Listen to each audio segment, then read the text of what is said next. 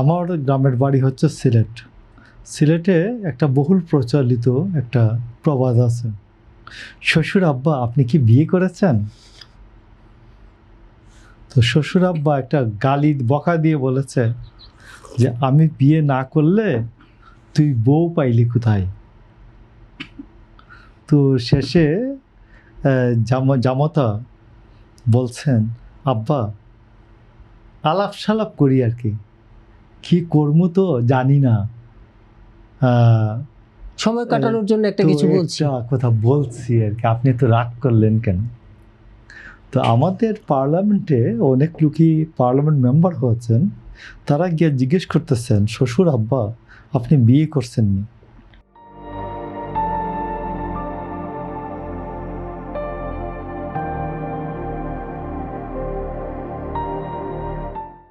তো এই হচ্ছে বিষয়। আমাদের পার্লামেন্টে ফিরোজ ভাইকে কারেকশন আছে, আমি অতি সম্প্রতি দেখলাম যে 1,76,000 টাকা পার মিনিট খরচ হয়, 1,76,000 টাকা, আর গড়ে দৈনিক 8,40,000 টাকা খরচ হয় দিবসে, প্রতিদিনের।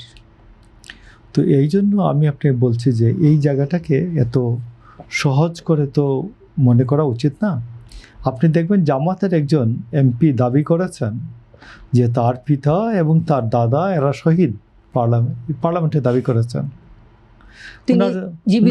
উনার জন্ম 1981 সালে, যখন এটা প্রমাণ হয়েছে অন্যান্যরা ধরছেন, তখন বলছেন যে এটা মুখ ফসকে বলে ফেলছেন। তো এই জন্য আমি আপনাকে বলছি যে জামায়াতে ইসলামের বক্তৃতার শহীদ হওয়ার দাবিটা এরকমই, 81 সালে জন্ম আর পিতা 1971 সালে শহীদ, ধরা পড়লে বলবেন যে এটা মুখ ফসকে বলে ফেলছে। তো এই জন্য আমি আপনাকে বলছি যে আমাদের এই পার্লামেন্ট অনেক ঐতিহ্যবাহী পার্লামেন্ট, এবং পার্লামেন্টে আপনি 54 সালের বিতর্ক যদি দেখেন প্রচুর, এবং রেকর্ড আছে। স্বাধীনতা যুদ্ধের পরে আমাদের পার্লামেন্টে ভালো পার্লামেন্ট, এবং 79-এর parliament it was a very rich parliament. তো সেইখানে আপনি ইভেন 91 সালে আমরা 91 সাল থেকে পার্লামেন্ট ওয়াচ করার সুযোগ হয়েছে।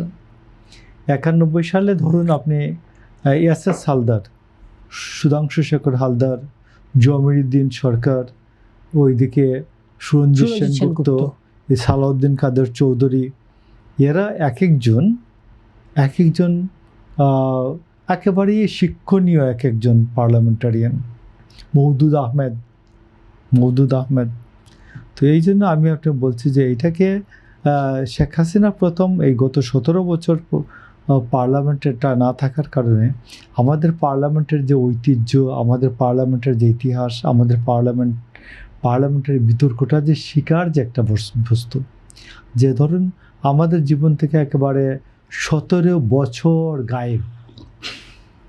ফিরোজ ভাইদের ক্ষেত্রে এরকমই, আমাদের জীবন থেকে 17 বছর। এই সময় যে আমাদের যে প্রজন্মটা পার্লামেন্টারি বিতর্কটা শিকার কথা, সিনিয়রদের কাছ থেকে বড় বড় পার্লামেন্টারিয়ান তৈরি হয়ে যাওয়ার কথা, এইটা তো হয় নাই। এমনকি শেখ হাসিনা, আপনার নিশ্চয়ই মনে আছে যে শেখ হাসিনা 15 জন মানুষ, 10 জন মানুষ একত্রে একটা স্টাডি সার্কেলে বসছে আলোচনা করতে, ধরে নিয়ে গেছে। তো কাউকে জঙ্গিবাদের তকমা দিয়েছে। এইগুলো আমাদের দেশকে অনেক পিছিয়েছে। তো আমি মনে করি এইসব গুলি আমরা সবাই, সরকারি দল, বিরোধী দল যারা আছেন, এরা সবাই নিজেরা চেষ্টা করবেন পার্লামেন্টকে যেন মানুষের কাছে নিজেদের অবস্থান খেয়ালও না হয়, ছোটো না হয়। তারা প্রত্যেকেই পড়াশোনা করবেন এবং জেনে শুনে সরকারি দল এবং বিরোধী দল উভয়রাই বক্তব্য রাখবেন, এবং পার্লামেন্টে কোনো অবস্থাতেই পার্লামেন্টের স্পিকারের কাছে প্রতি মিনিটে 1,76,000 টাকা খরচ করে তিনি 4 মিনিট বক্তৃতা করেন, যদি 4 মিনিট, তাইলে 4 মিনিটে প্রায় 8 লক্ষ টাকা খরচ করে তিনি এটা চাইতে, এবং আরও 2 মিনিট পেয়েছেন। তো আরও এই 6 মিনিট 10-11 লক্ষ টাকা খরচ করে তিনি পর্দা চাইবেন, মাইক্রোওয়েভ চাইবেন। এটা তো অফিসে গিয়ে বললেই পারতেন, অফিসে জানাই নিতে পারতেন। রাষ্ট্র যখন ওনাকে একটি ফ্ল্যাট দিচ্ছে, নিশ্চয়ই এই ধরনের ছোট ছোট অ্যাক্সেসরিজের জন্য কোনো কিছু আটকে থাকার কথা নয়। আমি আপনাকে বলছি, ধরেন আটকে আছে, ধরলাম আটকে আছে, উনি পান নাই কোনো কারণে, তো এইখানে কোনো কারণে একটা গ্যাপ হয়েছে, তো এটা উনি অফিসে যোগাযোগ করবেন, এটাকে পার্লামেন্টে দাঁড়িয়ে স্টেটমেন্ট করার কথা। পার্লামেন্টে তিনি বলবেন বাজেট সম্বন্ধে তার কোনো পলিসিতে নতুনত্ব আছে কিনা, পার্লামেন্টের বাজেটের সম্পর্কে তার কোনো দ্বিমত আছে কিনা, পার্লামেন্টে তার কোনো নতুন প্রস্তাব আছে কিনা, পার্লামেন্টে কোনো কাট অফ আছে কিনা, এইগুলো নিয়ে আলোচনা করবেন। আলোচনা করে এবং তার এইগুলি, এই যে মাইক্রোওয়েভ, ওয়াশিং মেশিন, পর্দা, এইগুলা গিয়া যে অফিস আছে, জাতীয় সংসদ সচিবালয় আছে, সেইখানে জানাবেন। এটার জন্য একজন অ্যাসিস্ট্যান্ট সেক্রেটারি যথেষ্ট। তো এটা পার্লামেন্টে উনি 1,76,000 কোটি টাকা খরচ করে প্রতি মিনিটে যেখানে খরচ হচ্ছে উনি জানেন, তো সেইখানে উনি এই পর্দা নিয়ে আলোচনা করবেন, এটা ওনার যোগ্যতা, এটা বলে।